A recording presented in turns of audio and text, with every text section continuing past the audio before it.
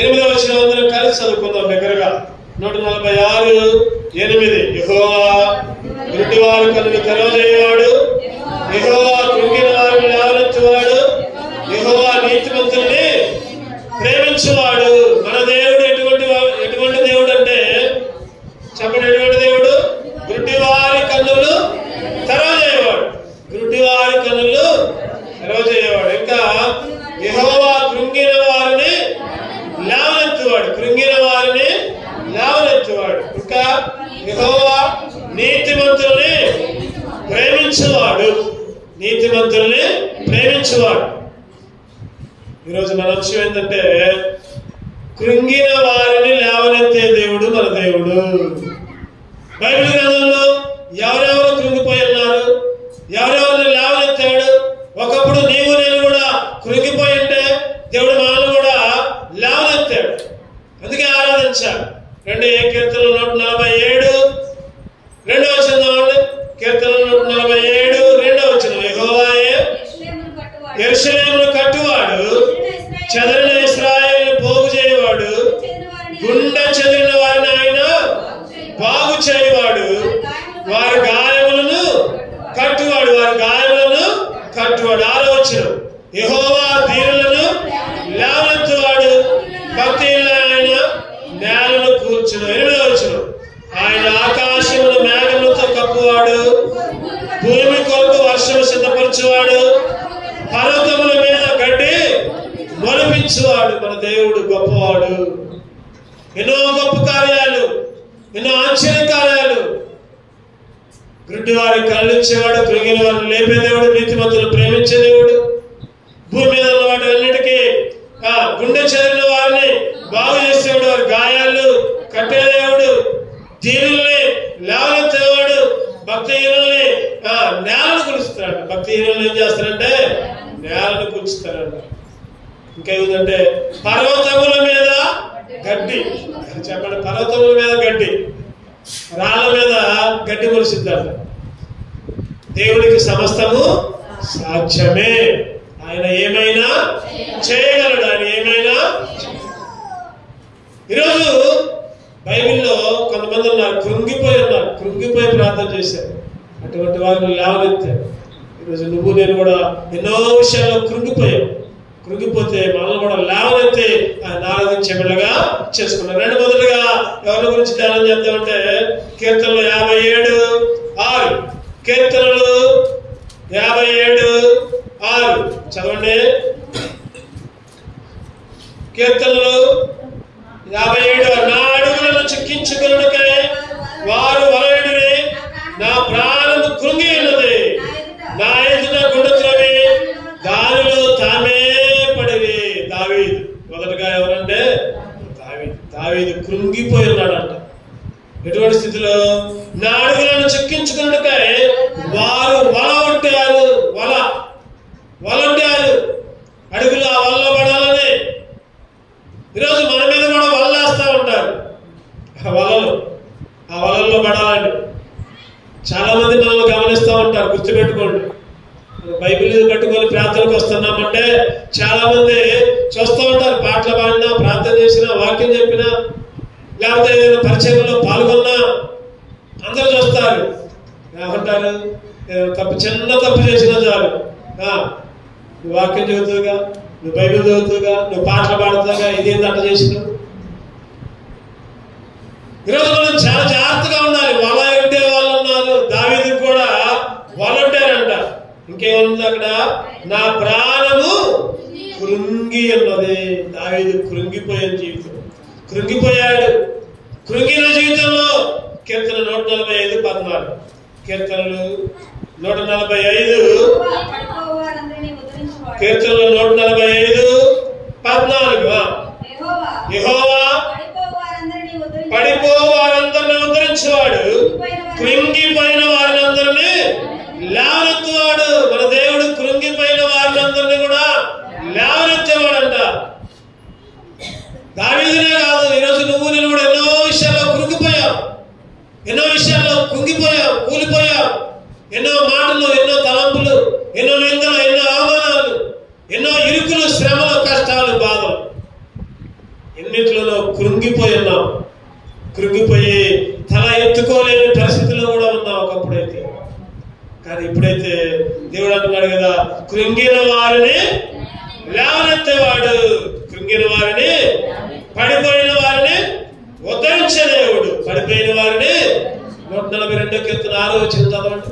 142:6. నేను చాలా కృంగి ఉన్నాను, నా వరకు చెవియొగ్గుము, నన్ను తరుమువారు నాకంటే బలిష్ఠులు, వారి చేతుల నుండి నన్ను విడిపింపు. నేను చాలా కృంగి ఉన్నాను. దావీదు అంటున్నాడు కదా, నేను చాలా కృంగి ఉన్నాను, చాలా కృంగిపోయాను. కన్నీరే, దుఃఖమే. ఒకసారి బయట పెట్టుకుంటే అంత దుఃఖమే, కన్నీరు ఆగని పరిస్థితి, కృంగిపోయిన పరిస్థితి. అయినా కానీ దేవుడు ఏం చేశారంటే నిలబెట్టి దేవుని మందిరంలో చేర్చి దేవుని ఆరాధించే బిడ్డగా చేసుకోవాలి. ఈరోజు దేవుని స్తుతించుకోవాలి, దేవుని ఆరాధించుకోవాలి. ఎందుకంటే ఆయన కృంగిపోయి ఉంటే లేపాడు. దావీదుని కృంగిన స్థితిలో నుంచి లేపాడు, ఉద్ధరించాడు. నన్ను కూడా కృంగిన స్థితి నుంచి లేపాడు. అందుకే దేవుణ్ణి ఆరాధించుకోవాలి. చూద్దారండి, ఇంకొక చూద్దారండి. కీర్తనలు 77,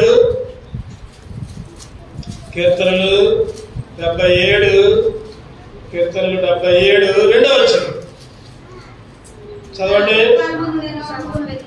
కీర్తనలు 77:2. నా ఆపత్కాలమందు నేను ప్రభువును వెతికితిని, రాత్రి వేళ నా చెయ్యి వెనుకకు తీయకుండా చాపబడినది, నా ప్రాణము ఓదార్పు పొందనగలది.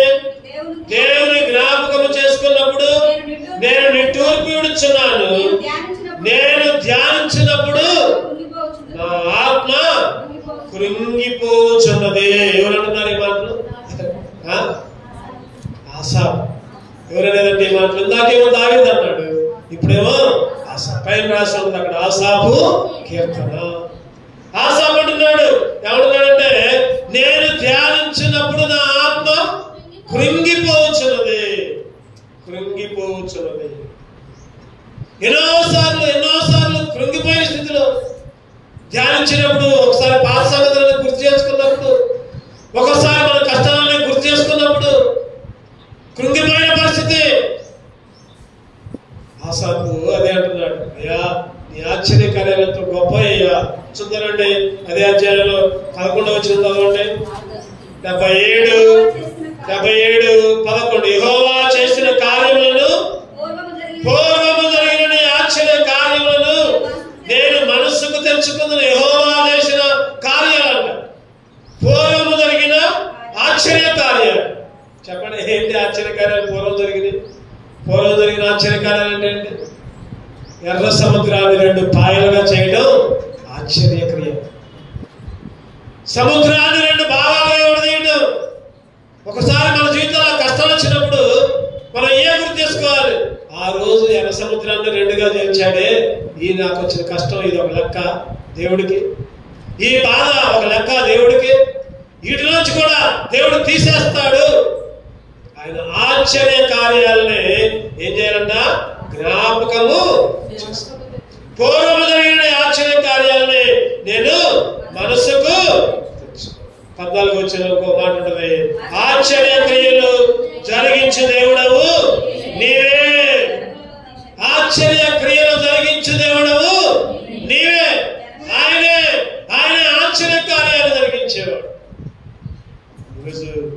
కృంగిపోయిన ఆసాపును కూడా లేపాడు. ఎన్నో కృంగిపోయి మనసులో బాధ ఉంచుకుంటుంటే, ఆత్మలో కృంగిపోయినట్టే ఏం గుర్తు చేశారంట దేవుడు? ఆశ్చర్య కార్యాలన్నీ గుర్తు చేశారు. ఏంటి ఆశ్చర్య కార్యాలు? సముద్రాన్ని విడగొట్టడం, తర్వాత మన్నాను కురిపించడం, బండ నుంచి కొడితే నీళ్లు రావడం, లేకపోతే ఒక కర్ర చాపితే పాములు రావడం, తేలు రావడం, కప్పలు రావడం, సూర్యుడు ఆగు అంటే ఆగిపోవటం, చంద్రుడు ఆగు అంటే ఆగిపోవటం, చనిపోయిన వారిని లేపడం, ఇవన్నీ కూడా ఆశ్చర్య క్రియలే, ఆశ్చర్య కార్యాలే. ఆయన ఆశ్చర్యకరుడు, ఆయన ఆశ్చర్యకరుడు, నన్ను రక్షించి కాపాడి శుద్ధి చేయును. ఆయన ఆశ్చర్యకరుడు, నన్ను రక్షించి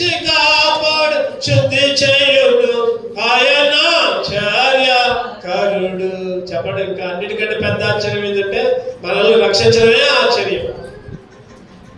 తిరుగుబోతులుగా, అన్యులుగా, విగ్రహారాధికులుగా, చెడు వ్యసనాలకు లోనైన వారిగా, దేవునికి ఇష్టం లేని వారిగా, ఇష్టం వచ్చినట్టు తిరిగిన వారిగా, లోక సహవాసం, లోక స్నేహము ఉండే లోకంలో నశించిపోయే స్థితిలో ఉంటే ఆశ్చర్యకరంగా చెప్పండి కాపాడాడు, రక్షించాడు, కాపాడాడు, రక్షించాడు, కాపాడాడు. అందుకే దేవుడు స్తుతించాలి.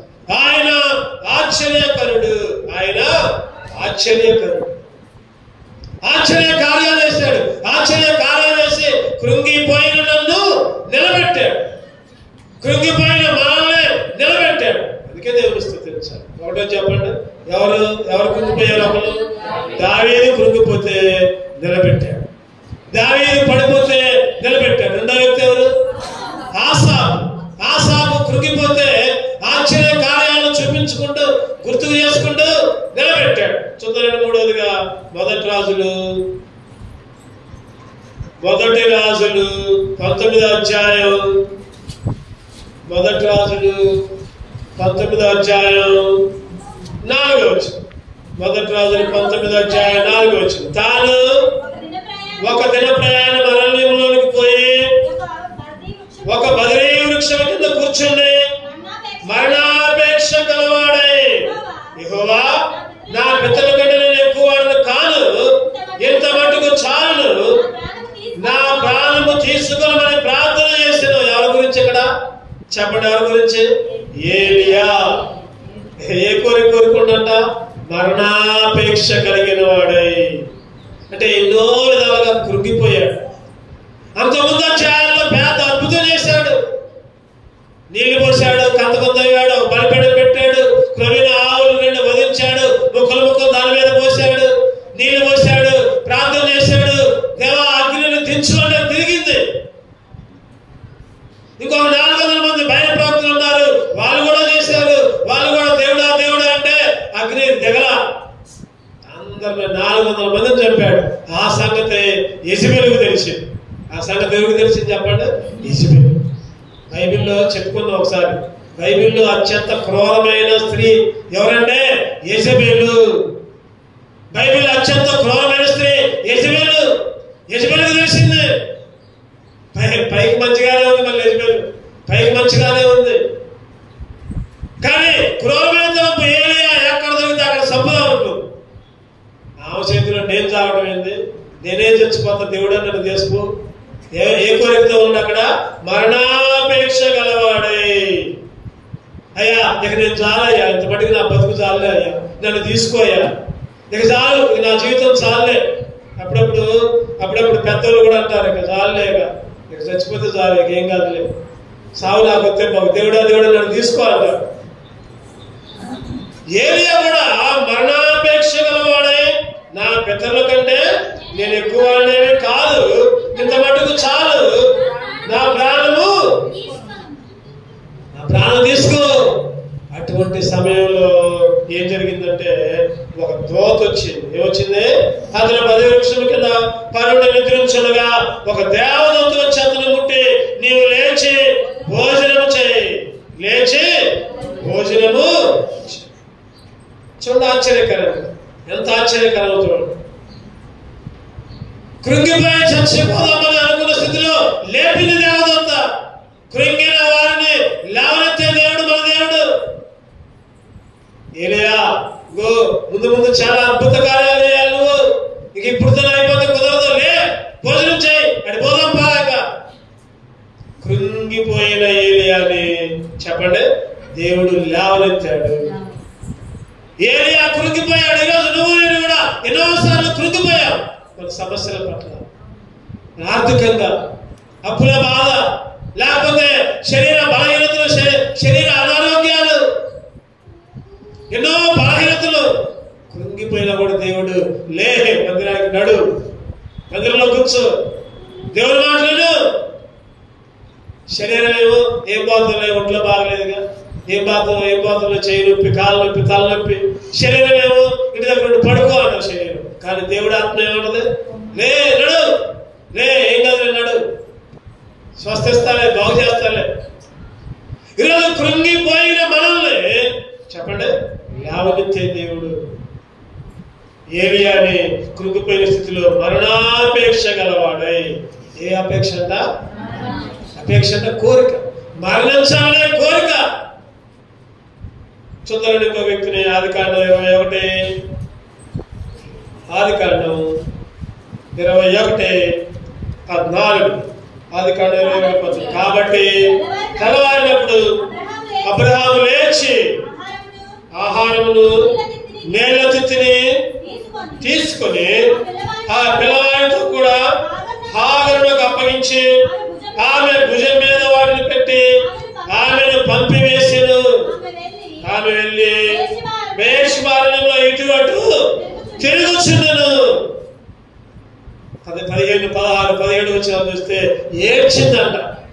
ఏడ్చిందంట. ఒకప్పుడేమో అబ్రహాముకి కావాల్సి వచ్చింది. ఎవరు? హాగరు. శారా దాసి అయిన హాగరు. పిల్లలు లేని పరిస్థితుల్లోనేమో శారా అన్నది హాగరును తెచ్చుకో, హాగరును పెళ్లి చేసుకో. పిల్లలు పుట్టిన తర్వాత అనుకుంది శారా పంపించాయి ఇక్కడ వద్దు అంటే, అవసరం వచ్చినప్పుడేమో ఉపయోగించుకుంటారు, అవసరం లేనప్పుడు నువ్వెవరో నాకు తెలియదు పో అంటారు. కరివేపాకులాగా తీసివేస్తారు. ఈరోజు చాలా మంది ప్రజలు కూడా అంతే ఉంటారు. ఏదన్నా అవసరం ఉంటే మాత్రం చాలా బాగా మాట్లాడతారు, అవసరం లేకపోతే నువ్వెవరో నాకు తెలియదు పో అంటారు. భర్త వదిలేశాడు, యజమానురాలు వదిలేసింది, చివరికి కన్న కుమారుడు చచ్చిపోయే పరిస్థితి. కృంగిపోయింది అన్నమాట చెప్పాలంటే. ఏడ్చిందంట.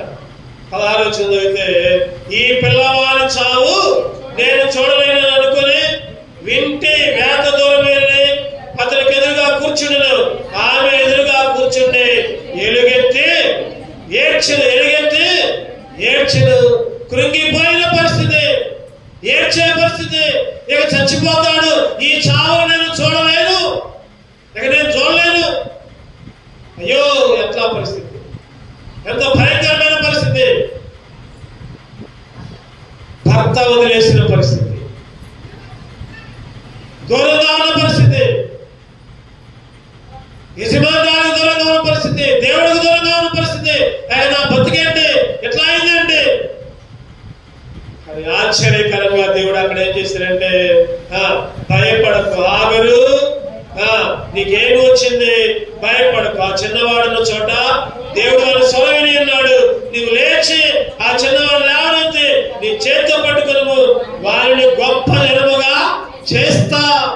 గొప్ప జనముగా ఎవరిని? ఇష్మాయేల్. నిజంగా అబ్రహాము శారా ఉద్దేశం ఏంటంటే, నాకు పుట్టలేదు, దేవుడు నాకు వాగ్దానం ఇచ్చాడు, నాకు పుట్టిన పిల్లల్ని గొప్ప జనముగా చేస్తాడు అంటే నాకు పుట్టింది ఇస్సాకునే గొప్ప జనమని శారాను అబ్రహాము అనుకున్నాడు. కానీ దేవుడి ప్రణాళిక వేరే. ఇష్మాయేలును కూడా గొప్ప జనముగా చేస్తాడు.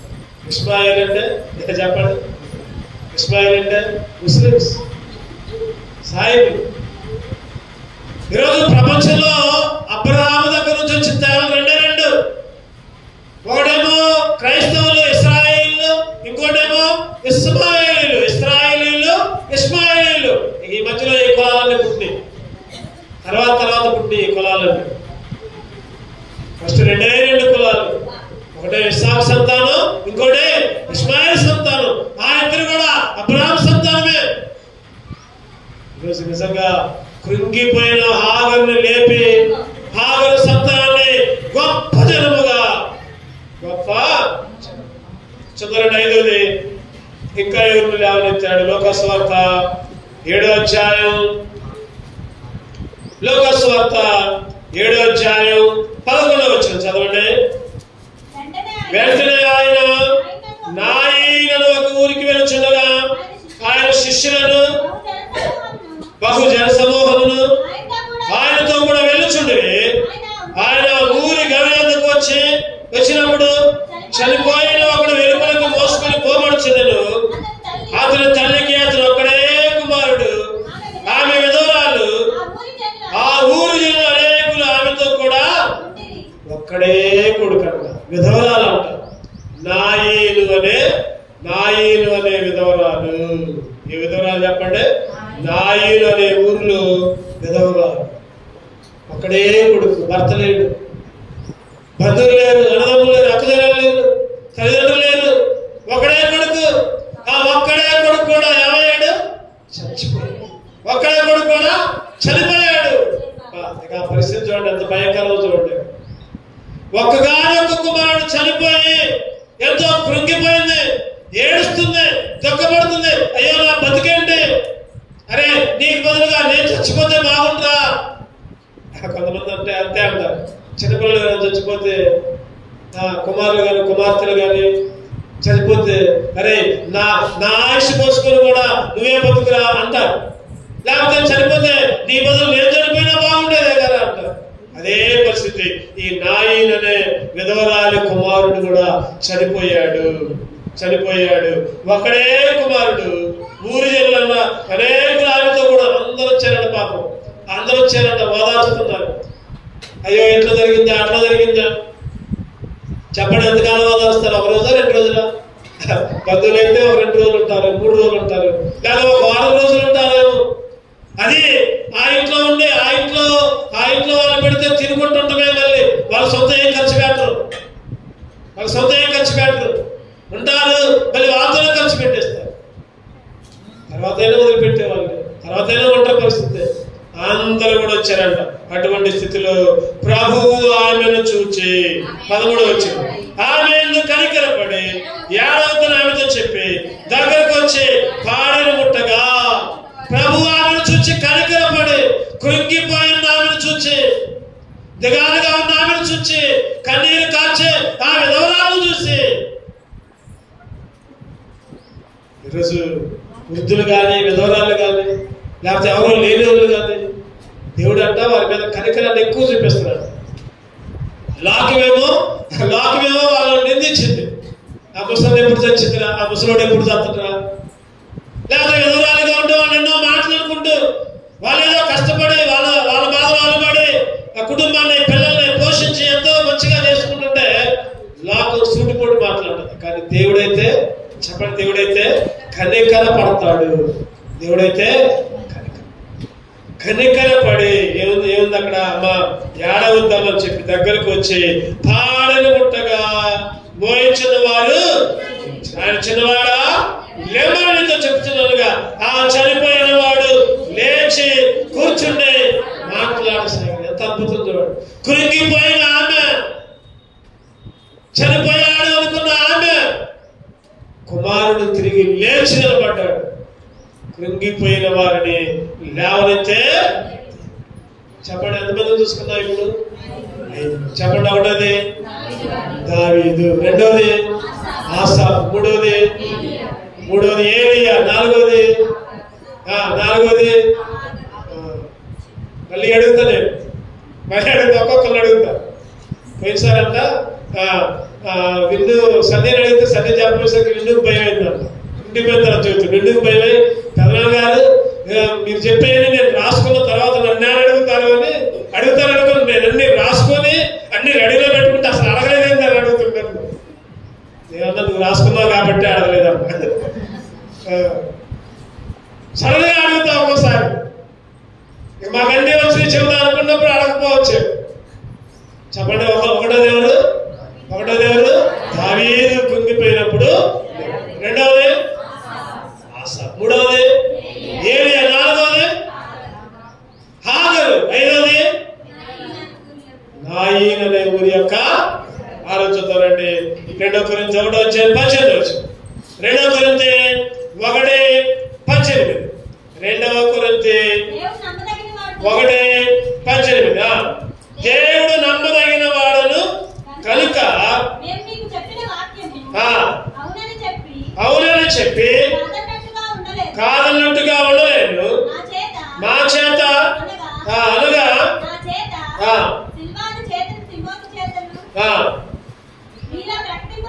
మీలో ప్రకటింపబడిన దేవుని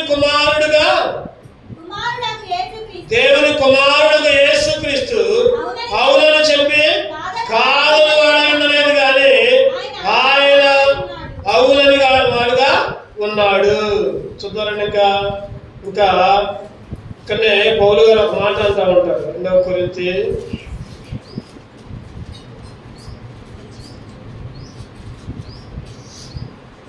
పౌలు బ్రతుకుతా అనే ఆశ లేదు అంటున్నాడు.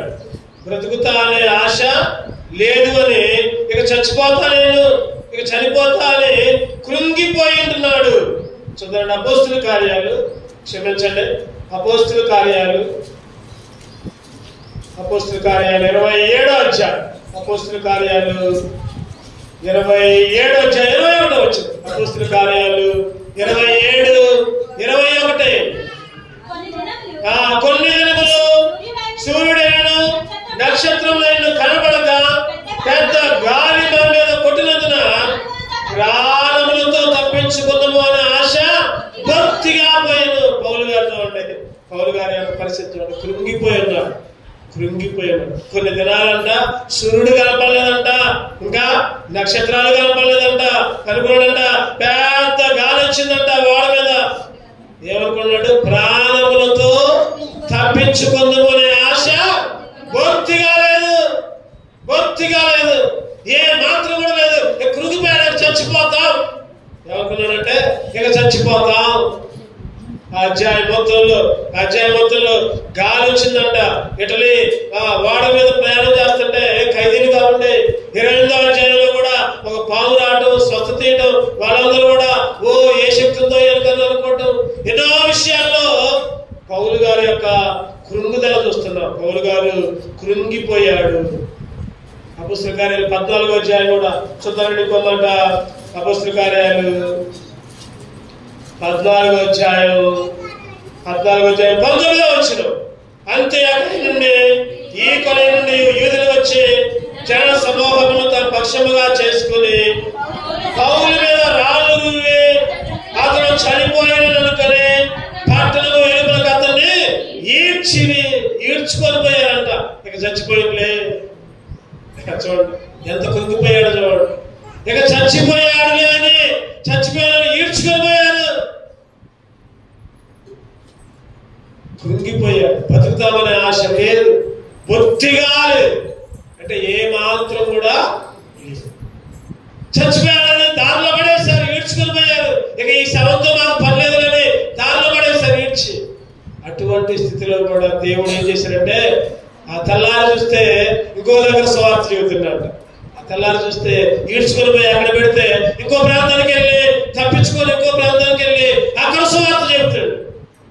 చెప్పండి, పౌలు గారు ఎన్నో పరిస్థితుల్లో 22వ వచనంలో ఒక మాట ఉంటుంది. 22వ వచనం అదే అధ్యాయం 14:22. దృఢపరిచి విశ్వాసము నిలకడగా ఉంచాలని అనేక శ్రమలు అనుభవించి మనము దేవుని రాజ్యంలో ప్రవేశింపాలని. ఎక్కడ ప్రవేశించాలని? దేవుని రాజ్యములో. ఈరోజు ఎన్నో సార్లు కృంగిపోయి ఉంటే దేవుడు మనల్ని లేవనెత్తాడు. ఎందుకంటే దేవుని రాజ్యంలో ప్రవేశింపజేయాలని. ఈరోజు నువ్వు నేను కృంగిపోయి ఉంటే దేవుడు కృంగిన వాళ్ళని లేవనెత్తి తన రాజ్యంలో వారసులుగా ఉంచాలని, తన నిత్య రాజ్యంలో పరలోక రాజ్యంలో ఆయన స్తుతించబడగా ఉంచాలని.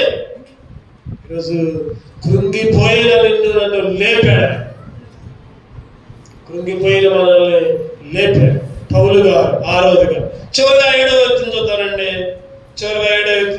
లోకస్వార్త 22, లోకస్వార్త 22:43. 22:43. 42 కూడా చదవండి. 42 కూడా. తండ్రి, ఈ గిన్నె నా నుండి తొలగించుటకు నీ చిత్తమైతే తొలగించుము, ఆయనను నా ఇష్టము కాదు నీ చిత్తమే సిద్ధించునుగా అని ప్రార్థించును. ఎవరు చెప్పండి చివరిగా? ఎవరంటే ఎవరు? యేసుక్రీస్తు. అయ్యా ఇక్కడ ఒక గిన్నె ఉంది అయ్యా, ఈ గిన్నె చాలా కష్టంగా ఉంది అయ్యా. ఏంటిదా గిన్నె? చెప్పండి, ఏంటిదా గిన్నె? చెప్పాలి. చెప్తారు. శ్రమలనే గిన్నె, సిలువనే గిన్నె, ముళ్ళ కిరీటమనే గిన్నె, కాళ్ళకి చేతులకి మేకులనే గిన్నె, పక్కలో బలమనే గిన్నె. యేసుక్రీస్తుకు ముందే తెలుసు రేపు పొద్దున ఇవన్నీ నా మీదకి వస్తాయి. ఆ గిన్నెలో అవన్నీ కనబడుతున్నాయి. ఆ గిన్నెను చూస్తే ఆ గిన్నెలో రేపు పొద్దున ఈడ్చుకొని పోయేది కనబడుతుంది, సిలువ మోసుకుంటూ పోయేది కనబడుతుంది, గుద్దేది కనబడుతుంది, కొరడా చెల్లుమని వీపు మీద కొట్టేది కనబడుతుంది. ఆ గిన్నెలో మేకలు కనబడుతున్నాయి. ఆ గిన్నెలో పక్కన బలే కనబడుతుంది. అంటున్నాడు, ప్రార్థన చేస్తున్నాయ్యా, నీ చిత్తమైతే తొలగించు. కృంగిపోయి ఉన్నాడు. ఒక పక్కేమో శరీరమేమో కృంగిపోయింది, శరీరమేమో అలసట చెందింది, ఆత్మేమో చనిపోయేం కాదు, దేవుడే చూసుకుంటాడు. అటువంటి స్థితిలో యేసుక్రీస్తు కూడా కృంగిపోయిన స్థితి. యేసుక్రీస్తు కూడా ఇక ఏం లేదంట, కన్నీరు ఏం లేదంట, ఒంట్లోంచి ఏమొచ్చింది, చెమటంతా అయిపోయిందంట. అక్కడ ఒక మాట ఉంది, ఏముంది? ఆయన వేదన పడి మరింత ఆతురముగా ప్రార్థన చేయగా ఆయన చెమట నేల పడుచున్న గొప్ప రక్త బిందువు కృంగిపోయిన పరిస్థితి. దేవాది దేవుడు ఆ యేసుక్రీస్తు నీ కొరకు నా కొరకు ఆ గిన్నెను పట్టుకొని ఆ గిన్నెలో ఉన్న వాటిని అన్నింటినీ చూచి రేపు జరగబోయే పరిస్థితులను చూచి కృంగిపోయి వేదన పడి రక్తం బయటకు వచ్చింది. అటువంటి స్థితిలో ఏం జరిగిందో చూద్దాం. కింద ఆయన ప్రార్థన చాలించి మరింత ఆత్రముగా ఆయన ప్రార్థన చేయొచ్చు. ఆయన చెమట కాదు 43 వచ్చింది. అప్పుడు పరలోకము నుండి ఒక దూత ఆయన కనబడి ఆయనను చెప్పండి, అందరూ చెప్పండి మాట, ఆయనను బలపరచెను. దేవునికి స్తోత్రం. ఆ కృంగిపోయిన యేసుక్రీస్తుని ఒక దూత వచ్చి లే, శరీరమేమో చావు తప్పించాయా అని దేవుణ్ణి అడుగుతుంది. ఆత్మేమో కృంగిపోయింటే ఒక దూత వచ్చి లే, నువ్వు ఎట్లా చనిపోతేనే ఈ ప్రపంచ మానవానికి రక్షణ, నువ్వు ఎట్లా చనిపోతేనే నశించిపోయే వారికి విమోచన, నువ్వు ఎట్లా చనిపోతేనే అగ్ని గుండం నుంచి నరకం నుంచి ఎంతో మందిని కాపాడిన వాడు అవుతావు. లే, ధైర్యం తెచ్చుకున్నాడు. చివరిగా శిష్యులు కూడా ధైర్యపరిచాడు. తర్వాత కిందకు వచ్చి శిష్యుల దగ్గరకు వచ్చి లేండి, ఎందుకు దుఃఖపడుతున్నారు, ఎందుకు ఏడుస్తున్నారు, లేచి ప్రార్థన చేయండి. యేసుక్రీస్తు కూడా కృంగిపోయిన స్థితిలో ఒక దూత వచ్చి బలపరిచి సిలువ శ్రమలకి సిద్ధపరిచింది. చెప్పండి, దేనికి సిద్ధపరిచింది? చెప్పాలన్నా చెప్పాలి. సిలువ శ్రమలకి సిద్ధపరిచింది. ఈరోజు నువ్వు నేను కూడా ఎన్నో పరిస్థితుల్లో కుటుంబం చూస్తే కుటుంబం బాగలా, పిల్లలు చూస్తే పిల్లలు బాగలా, ఇటు చూస్తేనేమో ఆర్థిక పరిస్థితులు బాగలా, డబ్బులు లేవు, అన్ని అప్పులే, అన్ని ఇబ్బందులే, బంధువులు చూస్తేనేమో తిడుతున్నారు, ఎవరు కూడా దగ్గరకు రానిట్లా, అరే తోబుట్టులే దూరం చేసుకుంటున్నారు. అటువంటి కృంగిపోయిన పరిస్థితుల్లో ఒక దూత వచ్చి నిన్ను కూడా ఏం చేస్తుంది చెప్పండి? బలపరుస్తుంది. ఏం చేస్తుంది? బలపరుస్తుంది. లే, ఆరోగ్యం బాగలేని పరిస్థితి, ఆర్థిక ఇబ్బందుల పరిస్థితి, ఎన్నో ఒడిదుడుకులు, ఎన్నో కష్టాలు, ఎన్నో ఇబ్బందులు, ఎన్నో అవమానాలు, ఎన్నో నిందలు, సిలువ శ్రమలు యేసుక్రీస్తుని కొలగదీస్తే దూత ఏ విధంగా బలపరిచిందో ఈరోజు నిన్ను కూడా అదే దూత అదే ఆత్మ లేచి బలపరుస్తుంది. అందుకనే ఈరోజు ఎన్ని కష్టాలు వచ్చినా, ఎన్ని బాధలు వచ్చినా, ఎన్ని ఇబ్బందులు వచ్చినా మందిరాన్ని మానకుండా దేవుని సన్నిధిలో గడుపుతున్నాము. ఈరోజు ఎన్నో ఇబ్బందులు, ఎన్నో ఇరుకులు, ఎన్నో కష్టాలు, ఎన్నో శోధనలు దూత బలపరుస్తుంది. దూత ఏం చేస్తుంది చెప్పండి? ఇప్పుడు చెప్పండి. ఏడుగురు చూసుకున్నాం. ఒకటోది చెప్పాలి, ఒకటోది దావీదు కృంగినప్పుడు లేవనెత్తాడు. రెండోది ఆసాపు కృంగినప్పుడు లేవనెత్తాడు. మూడోది ఏలియా కృంగినప్పుడు లేవనెత్తాడు. నాలుగోది హాగరును కృంగినప్పుడు లేవనెత్తాడు. ఐదోది నాయన విధవరాలు, నాయన ఊరి యొక్క కృంగి పరిస్థితుల్లో లేపాడు. ఆరోది పౌలు కృంగిపోయి చనిపోయి వేదనలో ఉన్నప్పుడు, శ్రమలో ఉన్నప్పుడు దేవుడు లేవనెత్తాడు. చివరగా యేసుక్రీస్తు కృంగిపోయిన స్థితి, అయ్యా ఈ గిన్నె నా దగ్గర నుంచి 7 ఆ 7 ఏ విధంగా కృంగిపోయారు, ఆ 7 రకాలుగా నువ్వు నేను కూడా కృంగిపోయావు. నశించిపోతున్నావు. నశించిపోతున్నాం, కృంగిపోతున్నాం. అటువంటి మనల్ని లేవనెత్తి దేవుని ఆరాధించే బిడ్డలుగా, సీఎంలో చేర్చి, సీఎంలో దేవుని స్తుతించే బిడ్డలుగా, దేవుని గణపరిచే బిడ్డలుగా ఈరోజు నిండను ఎన్నుకున్నాడు. అందుకే దేవుని స్తుతించాలి, అందుకే దేవుణ్ణి ఆరాధించాలి. అటువంటి ఆరాధించే బిడ్డలుగా దేవుడు మనల్ని సిద్ధపరచును గాక. ఆమేన్. రండి, మనందరం నిలబడతాం, ఒక పాట పాడుకుంటూ. లైన్కి ముగ్గురు లేదా నలుగురు కూర్చోండి. ముగ్గురు ఒక లైన్ లో క్రమంగా కూర్చోండి. ముందు జరగండి, అందరూ నిలబడ్డప్పుడు ముందు జరగండి.